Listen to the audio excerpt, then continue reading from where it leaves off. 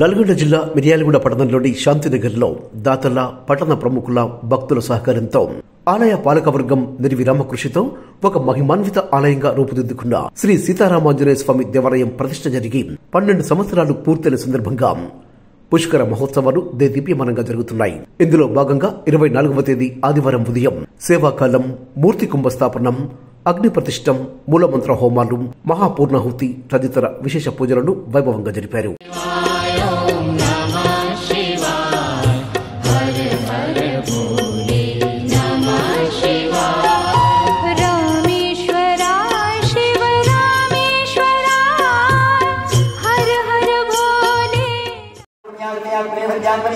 ओम मरुणाय स्नानीया करेमः इति स्नानीयम् ओम